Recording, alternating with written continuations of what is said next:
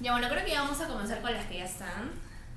Bueno, les presento a Iona Pineda, que es psicóloga, y ella nos va a acompañar en esta transmisión en vivo que va a ser muy importante para todas, no solo para mí, porque vamos a aprender muchísimo. ¿Cómo estás, Iona? Muy bien, Alondra, un gusto. Bienvenidos a este segmento que vamos a hablar acerca de la crianza saludable. Bueno, Iona, te cuento de que hace como una semana yo en mi página he soltado como que una encuesta y varias mamás me han hecho preguntas que estoy segura que tú nos vas a poder ayudar a resolver. Y la primera es, ¿a qué mes de edad suelen aparecer los berrinches? A ver, bueno, entendamos que primero que los berrinches son aquellos estallidos emocionales que los niños tienen y que todos los niños los tienen. Así que veámoslo como algo natural, algo que es parte de su proceso, de todo niño que tiene, ¿no? Los berrinches suelen aparecer en un promedio al año, ¿no? A partir del año, y bueno, duran hasta los 4 años o hasta los 5 años, o puede extenderse más cuando esto no se ha trabajado muy bien, no se ha manejado muy bien los berrinches en los niños. Claro, tú mencionas de que los berrinches aparecen más o menos al año, pero justamente habían dudas de mamás de que a los 8 o 9 meses donde el bebé donde más se puede expresar mejor, llora más, ¿se podría eso llamar berrinche o todavía no? Tengamos en cuenta que los niños de 0 años hasta el primer año, hasta el año y medio, los niños si lloran es porque tienen algunas necesidades básicas, y básicamente es porque tienen hambre, porque están enfermos, tienen alguna dolencia o tienen el pañal mojado, o simplemente quieren el afecto de los padres, ¿no? Entonces no tienen la forma de comunicarse, lo hacen a través del llanto. Entonces el llanto es el vehículo para que nos puedan informar qué es lo que está pasando con el niño, ¿no?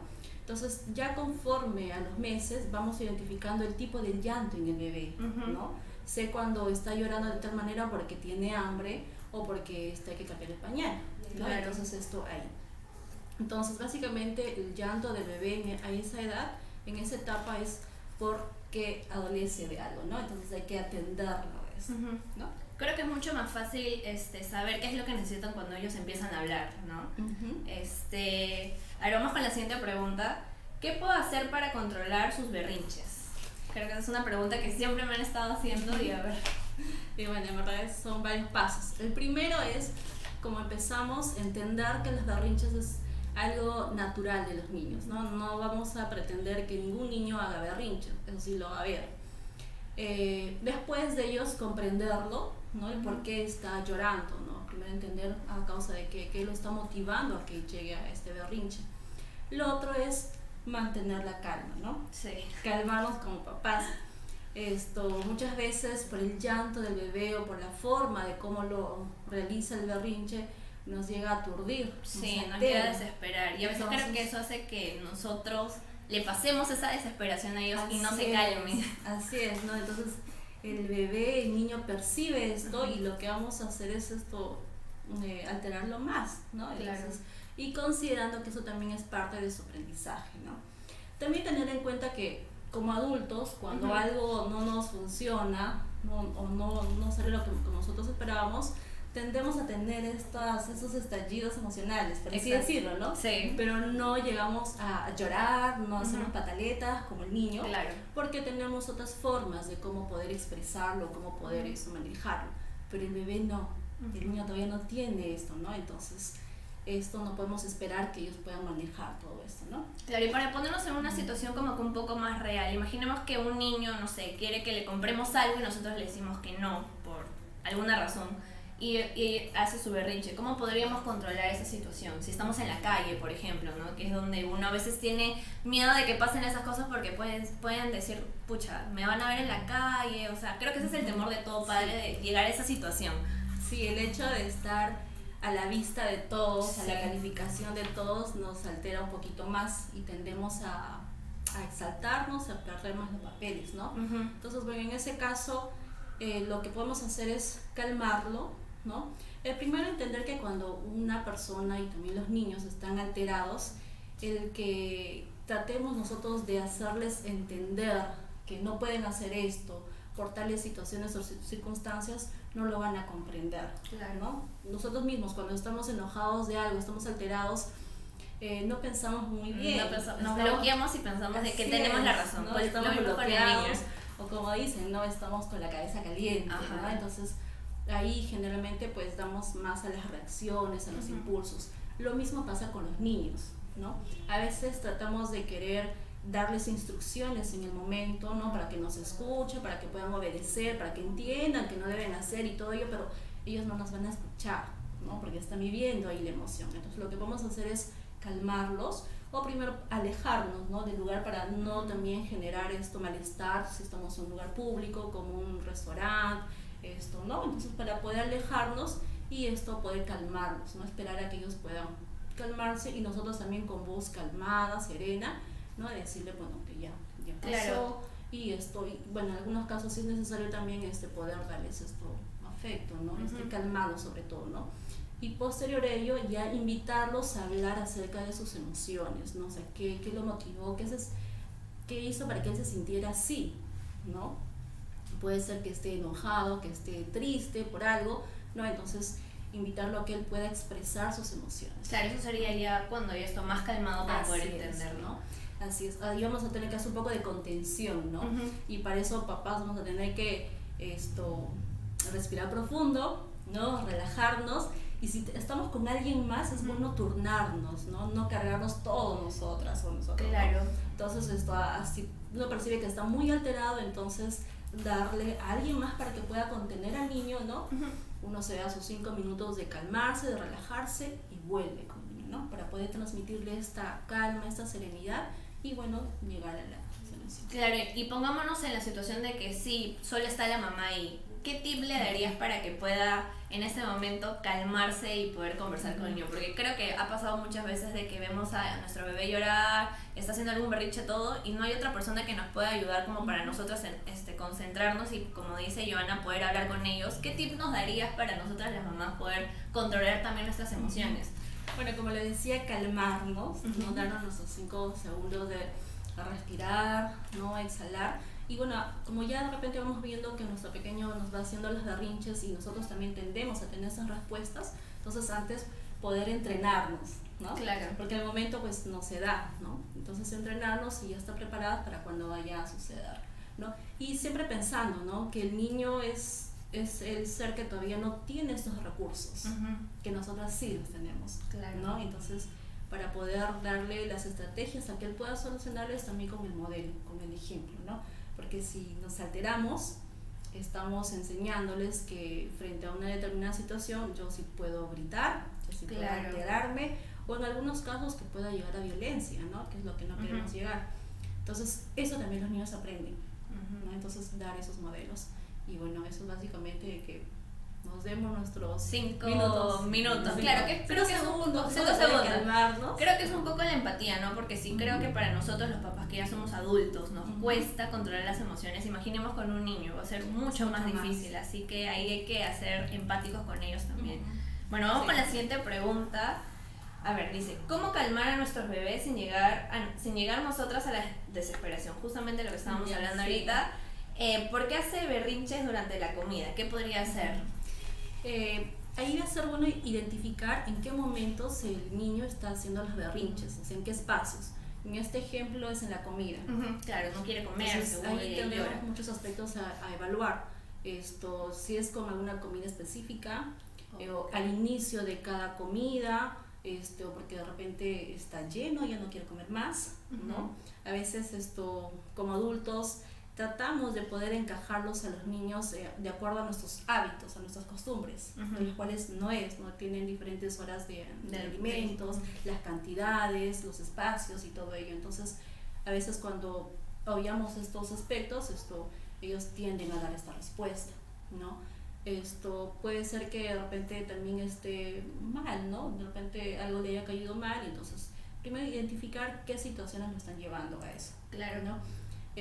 Podría darse también en otros espacios, ¿no? O en actividades diferentes, ¿no?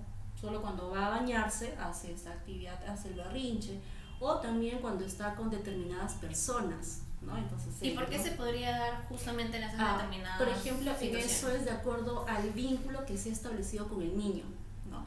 Y generalmente los niños hacen más berrinches con las mamás. Sí. ¿no? Entonces es Sí. porque ellos han establecido este vínculo de seguridad, de confianza también, ¿no? Que saben Claro. que mamá va a ser la que le va a dar el soporte, que va a estar Ujú. ahí, ¿no? Entonces esto ellos también. Como que se Entonces, engríen más. así es, ellos saben que la figura de seguridad, Claro. ¿no? Y por eso mismo de que se engríen más con nosotras, ¿tú crees que es mucho más difícil que puedan seguir una indicación de nosotras cuando no sé, digamos, no se coge esto o esto no? Porque me ha pasado con mi bebé que tiene 10 meses y todavía no habla, pero a veces yo le digo algo o le llamo la atención, se podría decir, no gritándole, pero él como que me mira y se pone a llorar a veces y yo no entiendo por qué. Bueno, ahí tenemos que primero evaluar el tiempo, ¿no? 10 Ujú. meses todavía nuestro bebé no va a comprender estas Claro, situaciones. claro. Esto no va a comprender, no toques esto, porque esto, lo otro, todavía no. Ujú. Él solamente es de acuerdo a su evolución, a sus instintos, así que no lo va a hacer.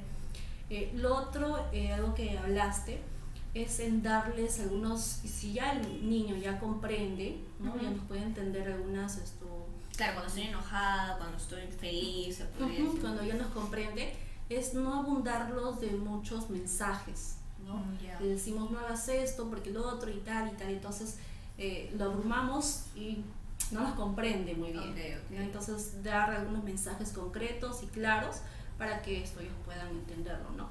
Pero en el caso tuyo, pues es un bebé de 10 meses. 10 Sí. meses, todavía esto... Lo podemos ¿no? cargar como que diciéndole ya, no, Sí, esto. primero como cuando al inicio se lo comentaba, ¿no?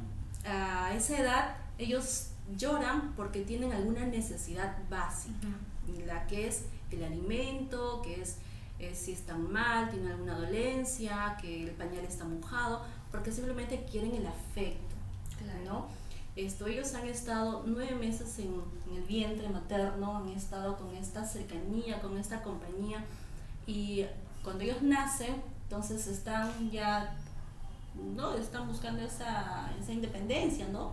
Pero al sentirse pues solos, siempre van a requerir el apoyo, la confianza, el apoyo, la compañía, ¿no? En este caso de mamá o papá.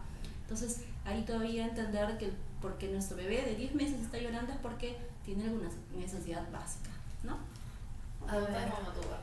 Pregunta, a ver, si justo el celular se me ha apagado, a ver, me están haciendo preguntas y justo me han pasado el dato una pregunta, a ver, dice, ¿qué hacer cuando el niño se engríe con la abuela? Buena pregunta porque yo vivo con mi mamá y es así que también me va a ayudar a mí, a ver.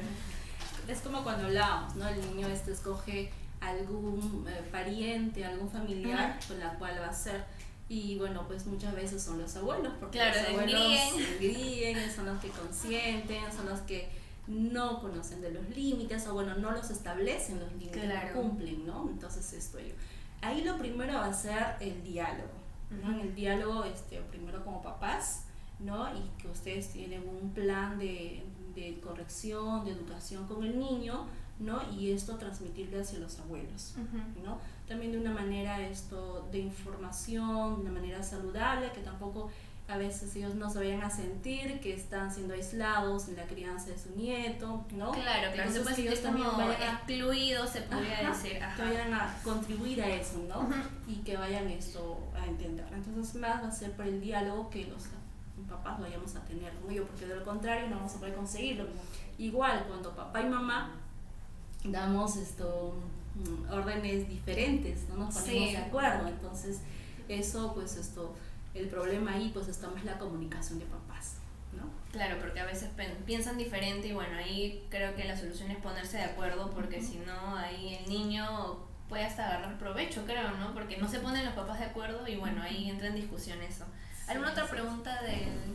Y ahora vamos a ir con las preguntas que ya las tenemos acá pauteadas. A ver, la siguiente es, ¿por qué mi hija muerde o pellizca? Sí, eso es parte de las reacciones de la frustración que el niño también está sintiendo, ¿no? Porque no aprendió todavía la forma en cómo expresarse bien, cómo comunicar lo que está sintiendo, y esa es la forma, no tanto adecuada que ha podido adquirirla y la está manifestando, ¿no? Ahora, ahí también habría que ver en qué situaciones el niño está haciendo esto, ¿no? Claro. ¿Con ¿Podría ser quiénes porque lo lo haya está visto de otra haciendo? persona también?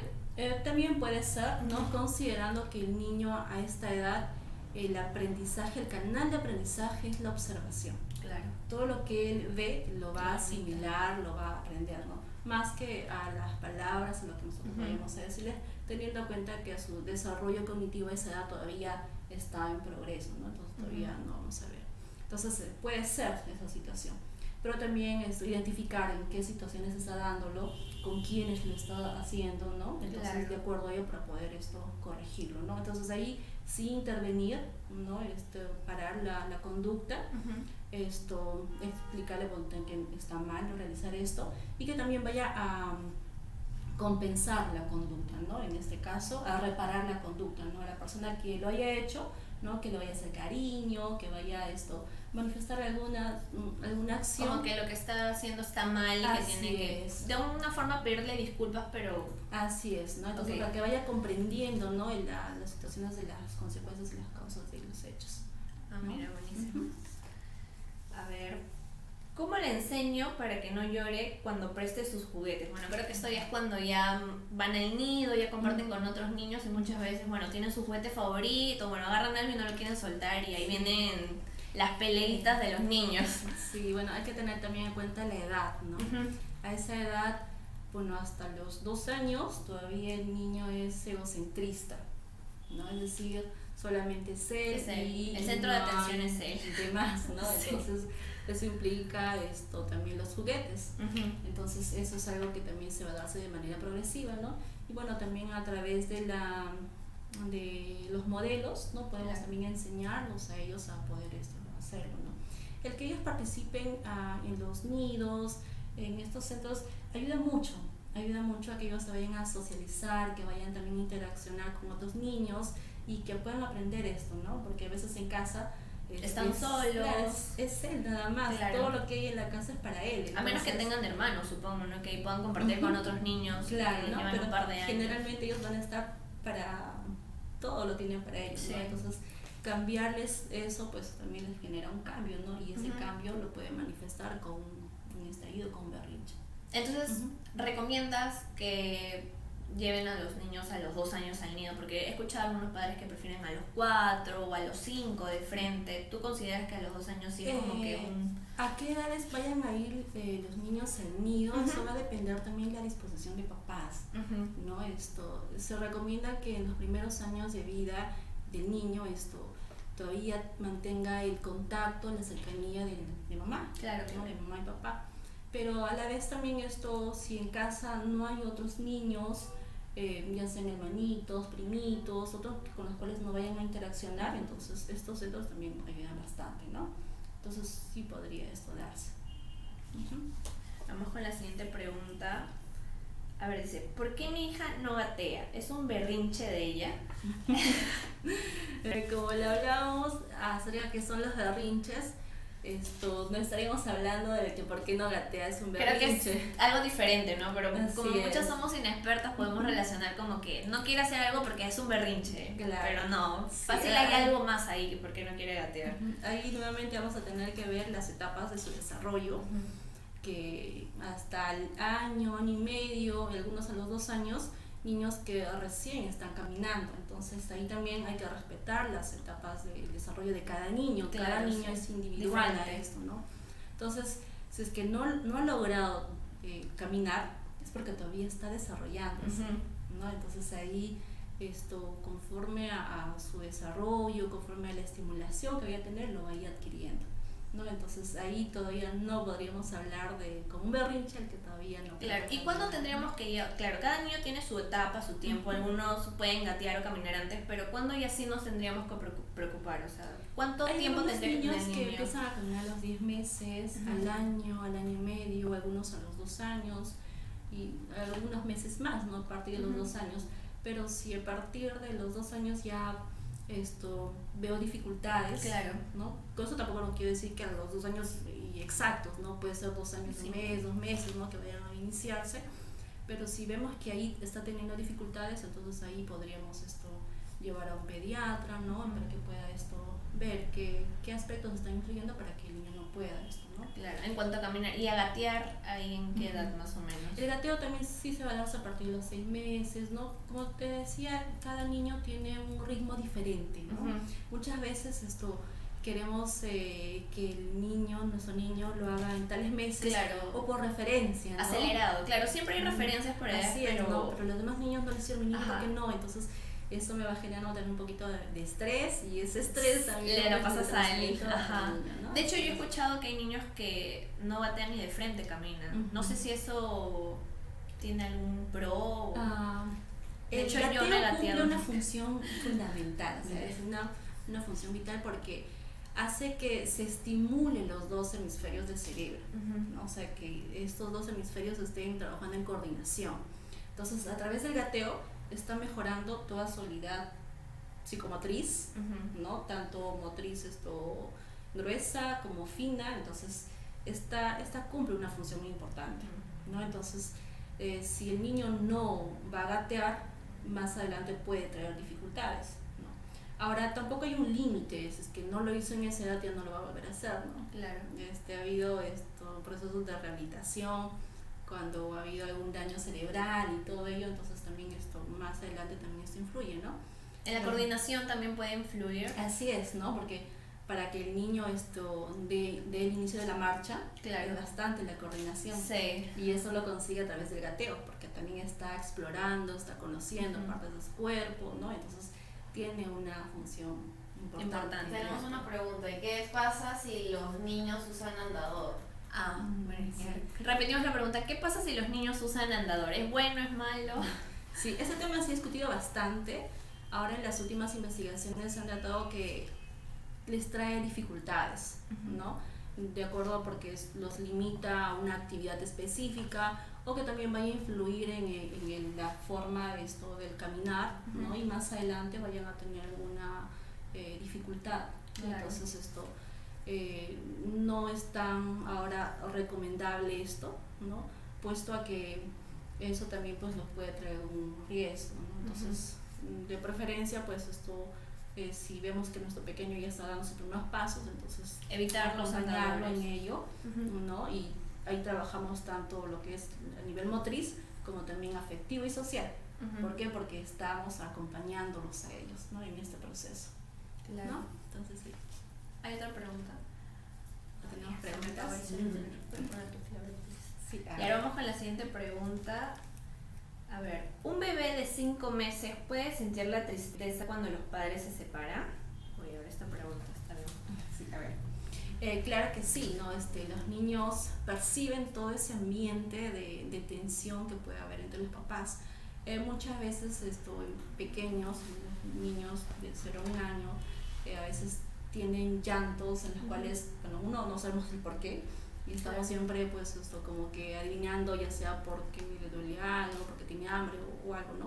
También puede ser porque el niño está percibiendo ese ambiente de tensión, Claro. ¿no? Que nosotros le transmitimos, y bueno, también a través de la lactancia materna también pues se da esto, ¿no? Entonces sí es posible que el niño vaya Claro, no sabe qué está pasando en el entorno, pero sí siente sí, porque está por la en mamá. este sistema familiar, ¿no? Él Claro. es parte de este sistema, así que siempre cuando en la familia este sistema se afecta, bueno, afecta también A a los todos, niños, ¿no? ajá. Entonces, para Creo que poder así la mamá no trabajar- debe lactar igual como siempre lo tiene el bebé, cerca de él le pasa toda esa energía que tiene, pues, ¿no? Sí, de todos modos esto va a afectar, y bueno, lo va a transmitir a través de algunas conductas, ¿no? Que puede ser el llanto y otras más que con papás identificamos, como te decían antes, en qué situaciones está llorando, ¿no? El por qué, ya vamos identificando el porqué de sus llantos, ¿no?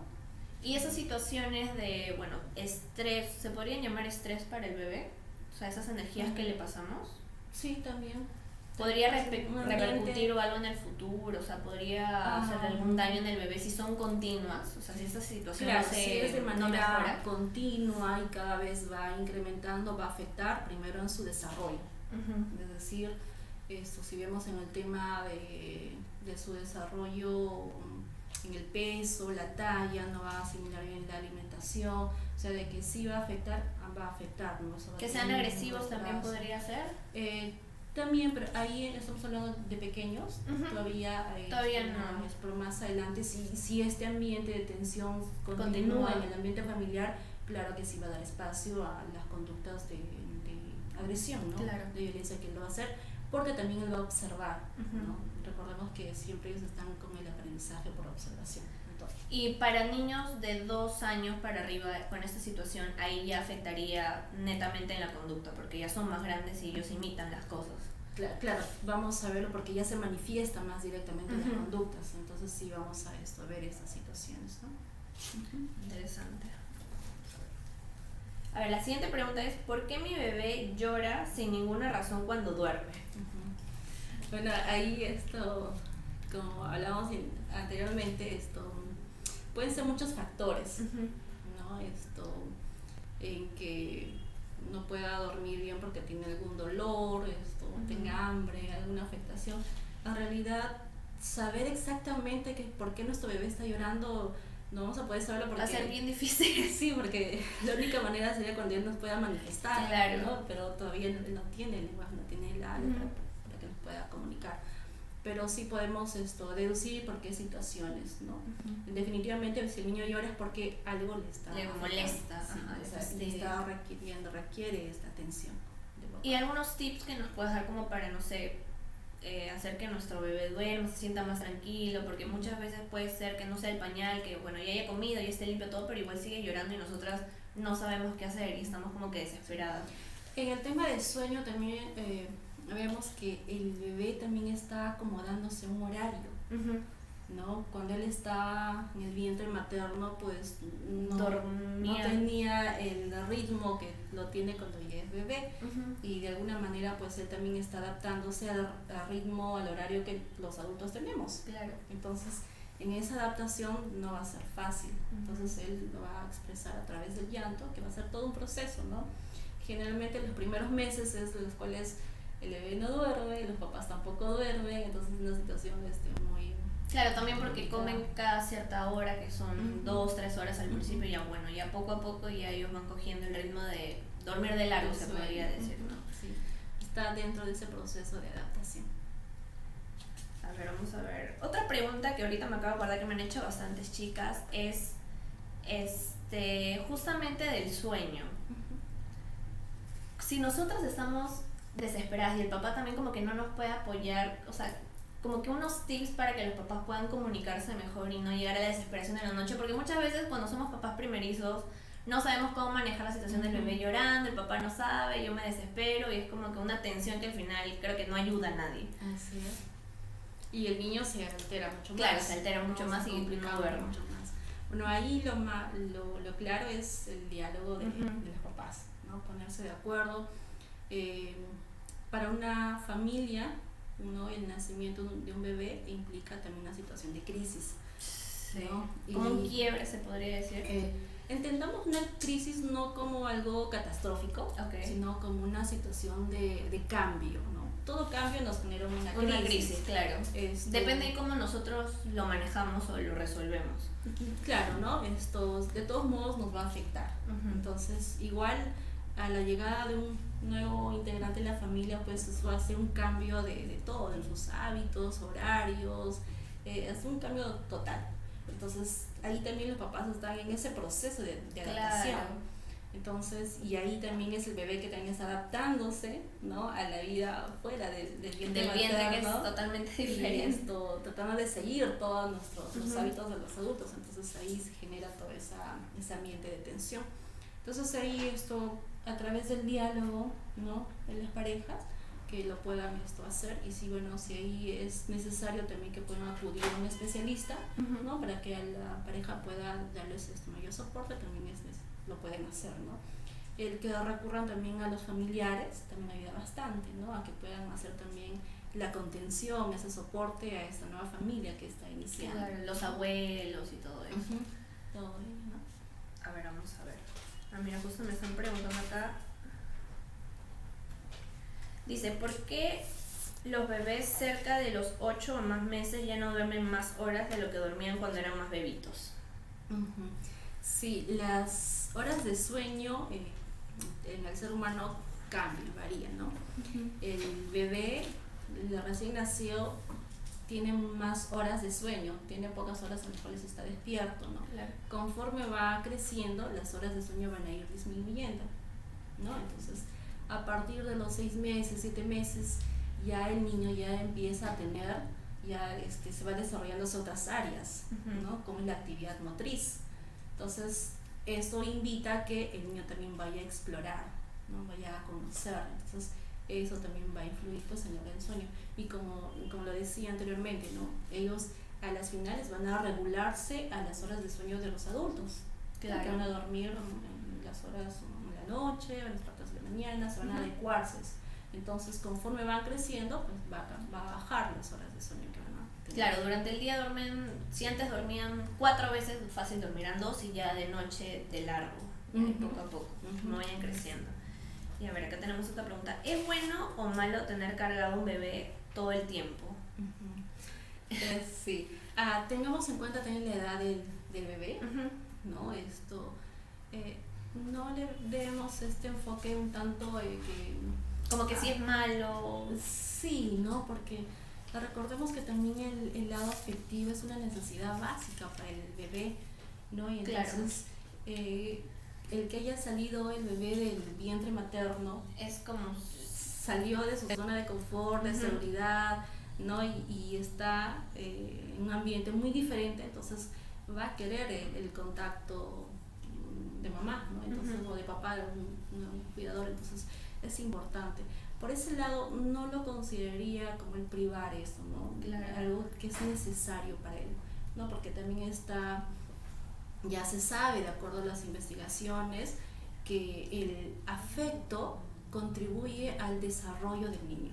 Claro, fácil, ¿no? Algunas mamás relacionan el malo con lo estoy acostumbrando a cargarlo y no me va a dejar hacer mis cosas.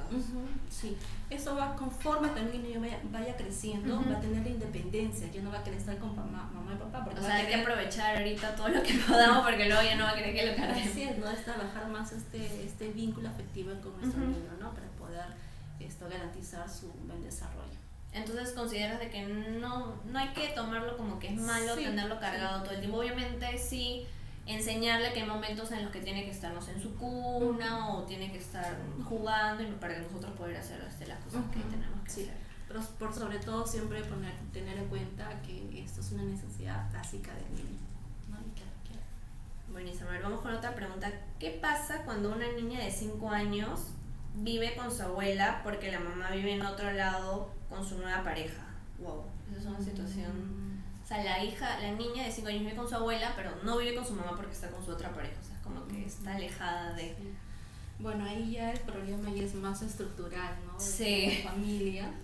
Y eso de todos modos sí va a traer algunas dificultades, complicaciones, ¿no? Porque la forma de separación también no sabemos cómo se ha dado, si se ha dado de manera gradual o de manera abrupta, entonces no sabemos si la figura también directamente es la abuela, ¿no? Si siempre la ha criado la abuela. De todos modos que le va a afectar a la niña si lo va a hacer, ¿no? Ahora eso va a depender de cómo se vaya a manejar, ¿no? Cómo se vaya a darse la atención a ese caso. Vamos a ver si hay más preguntas. ¿Hay más preguntas? No, a ver. Ya nos van a pasar más preguntas, ahora que yo estoy viendo si me están escribiendo. A ver.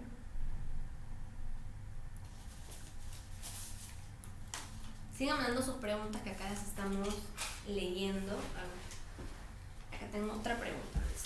¿Cómo pueden estar presentes en la crianza los padres si trabajan todo el día y los abuelos y tíos están con la niña, ¿cómo dice? Y tiene 2 años. O sea, los papás no están ahí fácil, solo se la ven cuando duermen, nada más. Bueno, ahí sí está un poco difícil, ¿no? Si los papás están en el trabajo, en otras actividades, sí se va a sentir la ausencia del papá y esto va a afectar al niño, ¿no? Por la misma situación que vamos viendo, esto sí a veces obliga a los papás a que en corto tiempo vayamos a salir a trabajar, ¿no? Y ellos no estén disfrutando toda esta etapa. Entonces, bueno, ahí va a ser que podamos reajustar algunos horarios, algunas actividades para poder pasar más tiempo con nuestros niños, ¿no? Porque también los primeros años de vida de todo esto son muy importantes, ¿no? Porque después, si ellos van a ser independientes, entonces ya no vamos a tener las mismas oportunidades que de repente las tenemos ahora Claro. cuando niños están. Y bueno, si el caso se da como es que la niña está más con la abuela, entonces todo trabajo, todo cambio pues va a ser más con la abuela, que es la tutora prácticamente, ¿no? de la niña. Entonces, si se presenta alguna rabieta, algún problema o algo, pues se va a tener que trabajar con ella, ¿no? Claro, porque es la que para más Así es. con él. Y ahí esto podría añadir algo. Muchas veces papás, cuando no estamos con los niños, tratamos de compensar esa falta, ese tiempo con nuestros Con niños cosas. a través de cosas materiales o otras cosas, ¿no? Entonces, con la idea que de esa manera pues vamos a quitarnos un poco la culpa, ¿no? Y eso no es lo más adecuado, No es lo más sano. ¿no? Porque ahí también el niño, la niña va a aprender que el contacto afectivo, todo esto no va a tener tanto. Como que va a valor. pensar que no importa mucho lo afectivo con los padres, sino más lo material, se podría decir. Sí, ¿no? Entonces, ahí sí recomendaría que de repente los papás ahí puedan reajustar, ¿no? sus horarios para que puedan pasar un poco más de tiempo con el niño, ¿no? Claro, y también fácil si los papás trabajan desde que ha sido bebé y una persona X, ya sea el abuelo, un familiar, lo cuida, eso también puede generar que en algún momento cuando el niño crezca no se siente identificado con los papás. Sí puede generar esto, puede también generar otras situaciones, otros conflictos más, ¿no? Entonces sí se puede darse esto. Ahora vamos con otra pregunta. ¿Cuántas personas?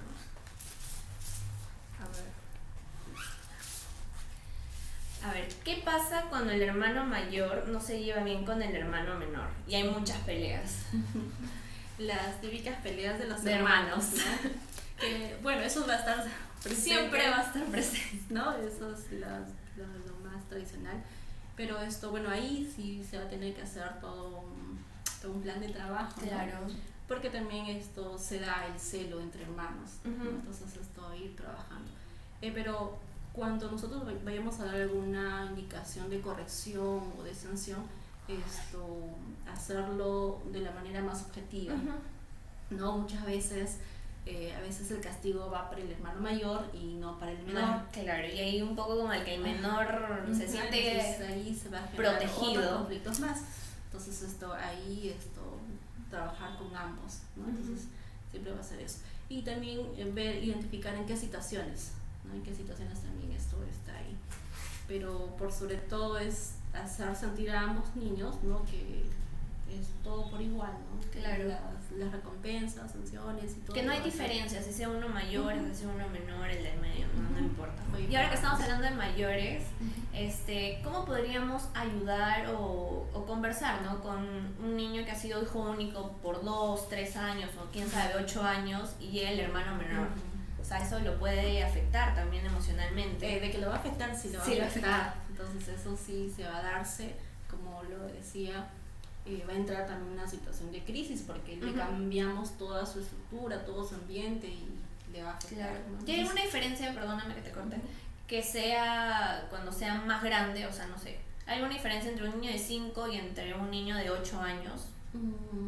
Sí, Porque hay una son más diferencia años porque todavía el solo. niño de 5 años todavía está más al pendiente de mamá, ¿no? Y es el que va a sentir más de repente la ausencia de mamá, ¿no? Entonces eso le va a afectar. El niño de 8 años también lo va a hacer, pero va a ser de manera diferente, ¿no? Entonces ahí es dar la atención a ambos, ¿no? Por igual, Claro. ¿no? Que el niño no sienta que por la llegada del hermanito pues está perdiendo algo. Exacto. No, O desplazado. No se siente desplazado, entonces no, sino que igual él va a tener la atención, el afecto, el tiempo, dedicación de mamá o papá, al igual que su hermano, ¿no? También es bueno involucrarlos, ¿no? Tanto en todo el proceso de gestación o el proceso de la crianza, como el hermanito, Como ¿no? pásame el pañal o acompáñenme a cambiar, cosas así. Sí, también puede ser, ¿no? Que él también se vaya sintiendo parte de esto, ¿no? Y que no se sienta, como bien ya lo dijiste, desplazado, ¿no? Entonces, pero de que sí va a haber algún cambio, le va a afectar, sí lo va a Claro, hacer. el cambio no solo es para los papás, sino también para los hijos que ya estén ahí. Eso sí, lo que sí se va a hacer. A ver, acá hay otra pregunta. ¿A qué edad es bueno darle una mascota a un niño? Bueno, ya sea, no sé si hay alguna diferencia, ya sea perro, gato, Sí. porque tenemos varias, no sé, opiniones sobre los gatos que les pueden hacer mal. Bueno, los perros no tanto, pero Sí. Bueno, a veces teníamos que ver, ¿no? En qué situaciones se va dándose el darle la mascota. claro. Si lo estamos trabajando con la finalidad de trabajar la responsabilidad o de repente, como lo decían antes, ¿no? Tratar de compensar algo, ¿no? La compañía y todo ello. Pero lo más adecuado va a ser conforme el niño vaya teniendo ya la independencia y la capacidad de también asumir, ¿no? Una responsabilidad. Claro. ¿No? En este caso podríamos estar hablando a partir de los 6 años, 7 años, ¿no? Cuando vemos que él ya tenga ya la independencia, ¿no? Entonces sí también pueda asumir esto. De poder cuidarlo o limpiar algo. Sí. Y más pequeño, pero siempre va a ser supervisado, ¿no? O sea, claro, no sé sí, que sí, del todo todo el niño es solo. responsable, ¿no? No. Vamos a ser los adultos que vamos a supervisarlos, ¿no?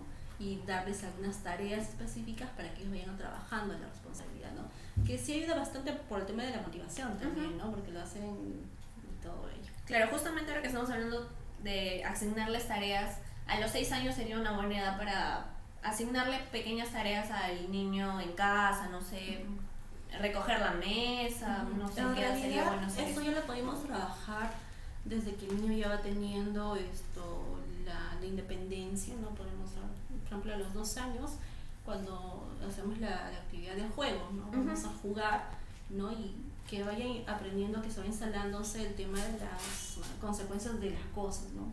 Bueno, ya hemos jugado, ahora vamos a guardar los juguetes, entonces tú me vas a ayudar. Claro que no lo va a hacer como vamos a esperar, pero claro, va a por el contribuir, intento, ¿no? Entonces él también se va a sentirse parte de esta actividad, ¿no? Que está contribuyendo, y conforme vaya creciendo se le dará como más un hábito, tareas, ¿no? Claro, para ir instalando los hábitos, y de esa manera pues más adelante vaya a asumir otras responsabilidades, ¿no? Ahora vamos a ver más preguntas. A ver, ¿cómo hacer para que un padre sea más cariñoso con sus hijos? Uy, es una pregunta muy buena. Bueno, entonces ahí tenemos que trabajar con el padre, papá, ¿no? Trabajar con el papá y bueno, también el tema de pareja. El tema de pareja. ¿Y por qué se podría dar este caso que el padre no sea cariñoso con el hijo? Puede ser por muchos factores, ¿no? Uno puede ser por la crianza, el estilo de crianza que también el papá tenga, ¿no? Entonces de repente para él no sea válido el de expresar el afecto, claro, o no sea normal, ¿no? Entonces puede influir eso, u otros como el tema también de rechazo hacia los hijos, ¿no? Que también podría darse, pero más es un trabajo de los papás. A ver, vamos con la siguiente pregunta. ¿Desde qué edad se puede dejar que un niño tome decisiones? O sea, que elija lo que quiera. La toma de decisiones en los niños va a ser de forma, llamémoslo un poco gradual y supervisada, ¿no? Que las decisiones que él vaya a tomar pues no lo vayan a perjudicar ni sea de mayor complicación, ¿no? Claro. Por así decirlo, ¿no? Pero siempre teniendo en cuenta que el niño vaya a respetar también las decisiones de los adultos, ¿no? Porque si vamos a empezar a hacer caso, ¿no? A todas las decisiones que ellos vayan a querer sobrepasando las decisiones de los adultos, perdemos autoridad también. Así es, ¿no? Y ahí vamos a generar muchos problemas. Claro, como ¿qué decisiones podríamos empezar? No sé, cómo te quieres vestir, o sea, son pequeñas decisiones. Claro, en el tema del juego, por ejemplo, que elijan el juego que quieren realizar, qué actividad, ¿no? El tema del vestido, como bien lo dices, ¿no? Algunas actividades en las cuales esté dentro de su control, ¿no? Y que no vayan que no afecte a grandes rasgos. Por ejemplo, en el tema de la comida, ahí lo tiene que hacer. Claro, ahí no te quiero comer, no sé, salchipapa, pero no, ahí no. Bueno, ahí también vamos a tener que modularlos, ¿no? Entonces, dependiendo de qué situaciones, ¿no? Vayan a hacer. Siempre todo bajo la supervisión y control de los papás. Ahora vamos con otra pregunta. ¿Cómo puedo hacer para que no obliguen a mi hermanita a saludar con besito o despedirse? O que mis papás le den besos en la boca como de cariño. Sí. Ahí tenemos que hablar un poco del respeto hacia el niño, ¿no? Y si él no desea realizarlo, no obligarlo, ¿no? Empezar a respetar las decisiones de los niños en las cuales lo involucran directamente a él.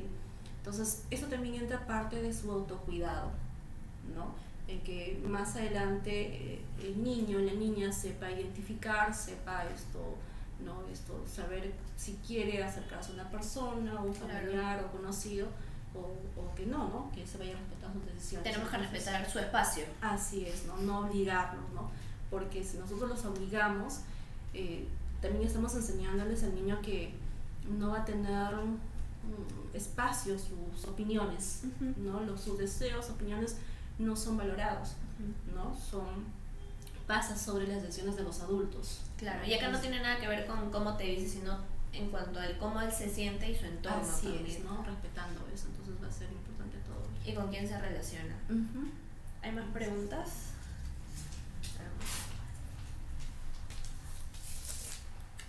A ver. Sé que le hacen bullying a mi hija en el colegio, pero no me quiere contar. ¿Qué puedo hacer? Cuando ya estamos hablando de una situación como bullying, que ya como papás o adultos estamos identificando, bueno, ahí ya vamos a tener que intervenir, ¿no? En este caso, bueno, en el colegio, ¿no? Hablar con la profesora, claro, el profesor, con los compañeros, observar qué es lo que está pasando, ¿no? Y de acuerdo a eso intervenir si es que nuestro pequeño no nos quiere informar, no nos quiere decir por qué, ¿no? Entonces ahí sí vamos a tener que intervenir de una manera oportuna para más adelante pues no generar, pues no haya mayores daños, ¿no? Entonces darle también el espacio y el tiempo al niño, ¿no? Para que pueda expresarnos, ¿no? Generar el espacio de confianza, ¿no? De una apertura a que él nos pueda expresar lo que está sintiendo, lo que está viviendo, ¿no? Porque también en esas situaciones hace que los niños por temor no lo digan, por temor al castigo, por temor a las consecuencias o simplemente por vergüenza. Entonces tener en cuenta esto, ¿no? Entonces darle esta apertura, la confianza para poder que él nos pueda expresar, pero a la vez también abarcar un poquito más, ¿no? Como explorar en el colegio, qué es lo que está pasando, ¿no? Y de acuerdo a poder intervenir. Y si fuera el caso que no me entero de que le están haciendo bullying, ¿qué comportamientos tendría el niño como para yo darme cuenta de que está sufriendo algún abuso o bullying en el colegio? En los cambios de su conducta, ¿no? Por ejemplo, en el rendimiento escolar puede bajar, ¿no? Puede ser que también esté un poco más agresivo, más hostil, o de repente esté más tímido, retraído, esté aislándose. Que no quiere ir al colegio tampoco. Así es, ¿no? O evite algunas personas. En casa también muestra la agresividad con algunos miembros de la familia, con los hermanos, ¿no? Las variaciones de repente en su estado de ánimo, ¿no? Que está más irritable, claro. Puede afectar también en su apetito, el tema de los terrores nocturnos, ¿no? Que también pueden tener pesadillas, ¿no? No quiero decir que tenga pesadillas porque ya sufre de bullying. No, o sea, puede ser es uno de los indicadores. Son indicadores en los cuales vayamos a observar, ¿no? Y como papás conocemos, ¿no? Cuáles son esos cambios, ¿no? Y de acuerdo a ello poder investigar un poco más acerca de qué es lo que está pasando con ellos. A ver, vamos a leer la siguiente pregunta. ¿Cómo se le puede explicar a una niña que un familiar ha fallecido? Trabajar el tema de los duelos en los niños es mucho más complicado que para el adulto, ¿no? Sí, para el adulto de por sí es complicado. Y muchas veces como adultos no percibimos esto en los niños, ¿no? Muchas veces nos centramos en el propio dolor y dejamos de lado a los niños o creemos que ellos no se dan cuenta, que no les afecta, no lo viven, pero en realidad también lo viven, lo perciben todo esto. Entonces ahí es también darle atención a ellos, ¿no?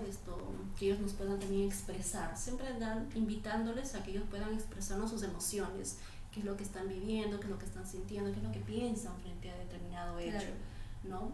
También va a pasar por la etapa del duelo, entonces eso lo va a hacer. Y de acuerdo a ello poder nosotros trabajarlo, ¿no? Puede que también presenten algunos síntomas, ¿no?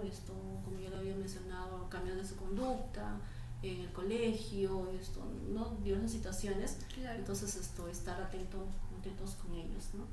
Entonces trabajar esta situación para que no pueda afectarlos más, pero por sobre todo dar el espacio que ellos puedan expresarlo también, ¿no? Claro, porque imaginemos que es alguien con el que han convivido, es una abuela que vive con ellos, obviamente van a sentir ese dolor No va a mucho ser más, ¿no? porque ya van a sentir que alguien no está ahí, que ha estado Ujú. siempre presente en los primeros años de su vida.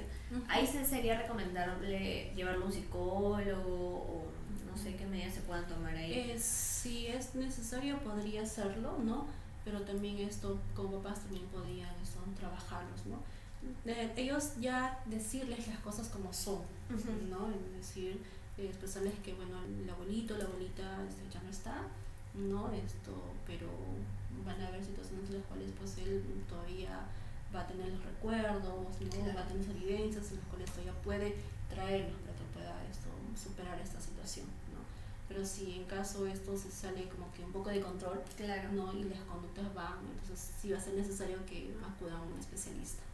Y cuando se sale de control es porque el niño todavía no lo acepta o simplemente por... El duelo tiene etapas.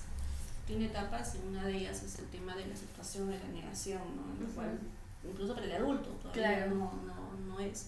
Entonces, el niño va a pasar por todo ese proceso, ¿no? Por el tema de la aceptación, por el tema de la crisis, va a entrar en un proceso de depresión, ¿no? Y a posterior a la aceptación, que eso no va a ser tampoco, no va a ser rápido, no va a tomar sus días, no va a tomar, es todo un proceso, ¿no? En el cual vaya a ser.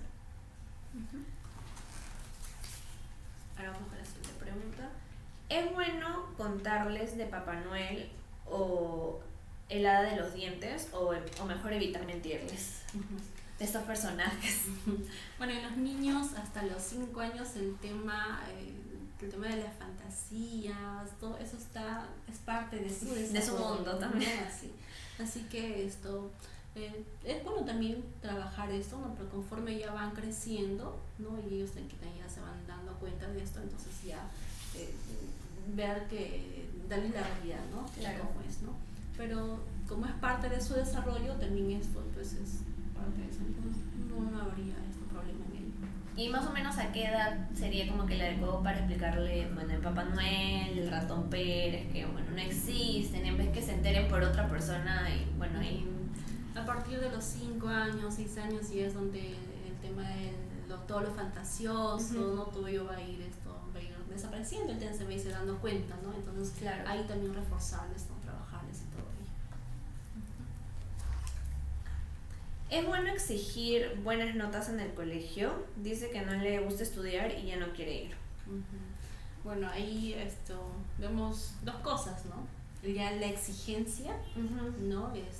Del adulto que está teniendo como el niño. Si vemos que el niño está teniendo dificultades académicas en el colegio, identificar por qué, ¿no? Si de repente estaba yendo bien y bajó de notas, hay algo ahí que ha afectado directamente a nuestro niño, ¿no? Entonces, y ahí primero atender el porqué de esto, y si lo sobreexigimos, vamos a dañarlo, complicarlo más, ¿no? Entonces, en vez de ayudarlo vamos a... No es. Ahora también puede que también haya problemas de aprendizaje, ¿no? En los cuales ahí ya con un acompañamiento especializado pues lo puede tener, ¿no? Y dar eso. Todos los niños tienen un ritmo diferente, tienen las formas diferentes, los estilos diferentes de aprendizaje, y es importante también respetar eso, ¿no? Conocer y respetar las formas y el tiempo que lo vayan a hacer, ¿no? Entonces para ello es importante tomar en cuenta todo esto, ¿no? Antes de poder dar una atención. Claro, entonces no es muy bueno tampoco exigirles que saca la mejor nota, o sea, porque eso también podría hacer que se frustren. Claro que sí. Y se sientan, ¿no?, de que lo que están haciendo no es suficiente, también podrían sentirse así. Claro que sí, porque... ¿Perfeccionistas? Podríamos sí hablar un poco de eso, ¿no? Cuando solamente nos centramos, ¿no?, en los primeros puestos, ¿no? Y si es que no tienes un primer puesto, no es nada. Claro, no es nada. Entonces ahí también estamos afectando también a su autoestima y otros aspectos más en los cuales no, lo que nos importa es que el niño adquiera los aprendizajes, ¿no? Claro. Que él se sienta bien y disfrute de este proceso también. ¿no? El tema de las notas, esto pues no, a eso no va a entrar, no va a ser algo irrelevante, ¿no? Claro, y eso de adulto, ¿cómo puede afectar si la mamá o el papá es muy exigente y siempre quiere que tenga los primeros puestos, que todo salga perfecto, que nunca se equivoque? Claro, ¿no? Si lo va a llevar a la frustración, al perfeccionismo, y cuando no consigue esto, pues lo va a llevar a la frustración, ¿no? Entonces ya no va a reconocer tanto todo el proceso de la actividad que ha realizado, sino el logro. Si es que no consiguió el primer puesto, no consiguió ganar, no es nada. Claro, va a pensar que si se equivoca está mal, que nunca puede equivocarse, y eso también lo puede llevar a que... Y tener en cuenta que el equivocarse, los errores es parte del aprendizaje, ¿no? Y que eso siempre va a estar. No siempre vamos a hacer todo bien, perfecto, ¿no? sí. Eso no va a ser. Y esto, ¿no? Entonces ahí sí va a trabajar más en cuanto al desempeño del niño, más no al resultado. Claro. ¿No? Porque ahí también más nos estamos centrando en las notas, más no en él. Claro. Entonces eso también lo va a afectar emocionalmente. Vamos con la última pregunta, que ya se acaba el envío ahora. Mi sobrina de 2 años miente cuando hace alguna travesura. Dice que fue otra persona. ¿Cómo se puede corregir?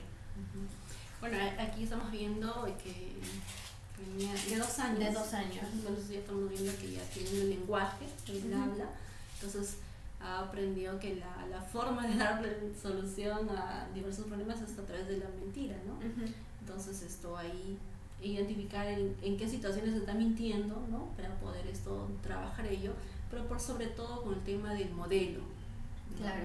Si es que de repente ella está mintiendo es para evitar algo, ¿no? Ya sea castigo o por un posible castigo, entonces eso la está invitando, la está llevando a que vaya a mentir, ¿no? Entonces ahí vamos a tener que ver cuando haya alguna dificultad en dar la solución con la niña, ¿no? Y ella vaya a ver que, bueno, pues sí, pudiste haber cometido un error, pudiste haber hecho algo que no era lo esperado, pero de acuerdo a eso vamos a ir trabajándolo, ¿no? Entonces eso la evitará a que esté mintiendo. Y cuando ellos tienen 2 años y bueno, hacen ese acto de mentir, ¿ya pueden identificar que lo que están haciendo está mal, o simplemente es algo que sale por naturaleza para evitar justamente el castigo por alguna acción que han hecho? En algunos casos, de acuerdo a las consecuencias que vaya a traer esto, ¿no?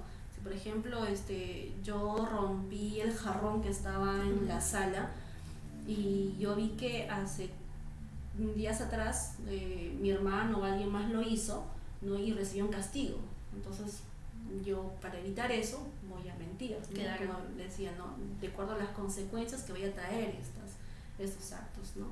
Entonces en algunos casos ya el niño va a poder identificar esto, ¿no? Y en algunos va a ser de acuerdo a la situación de respuesta que vaya a darse. Y ahí la mejor manera de hacerles entender de que eso está mal es conversando, explicándoles de que no se debe hacer. Claro, siempre dar el diálogo, y también que ellos nos puedan expresar, ¿no? Claro. Qué es lo que sintieron cuando pasó este evento, ¿no? Y que la llevó a que pueda mentir, ¿no? Que sintió miedo. Claro, miedo al castigo. ¿no? Creo que también influye mucho en cómo también los padres pueden, qué castigos ponen, ¿no? Porque pueden conversar y decirles que eso no se hace, sí, o no permitirle ver algún dibujo. Va a estar más acerca del diálogo, ¿no? Invitarlo a que el niño pueda expresarnos lo que está vivenciando, ¿no? Bueno, esa fue la última pregunta. Mi cerebro se apagó. Bueno, muchas gracias por haber respondido a estas preguntas, Joana. Me has aclarado las dudas, bueno, no solo a mí, sino a todas las que han estado conectadas. No sé, algo que quieras decir. Sí, tener en cuenta que la tarea de papás es todo un proceso, y si está en esta situación, tranquilos, calmados, ¿no? Que hay diversas herramientas, estrategias para poder afrontar este rol de papás, ¿no? Y si en caso ustedes requieran algún apoyo, entonces pueden hacerlo buscando un especialista, ¿no? Y lo otro es que disfrutar de su paternidad, de su maternidad, ¿no? Con el niño, niña, y bueno, esto va a traer beneficio tanto al niño como también para ustedes como papás, ¿no? Okay. Gracias por el espacio.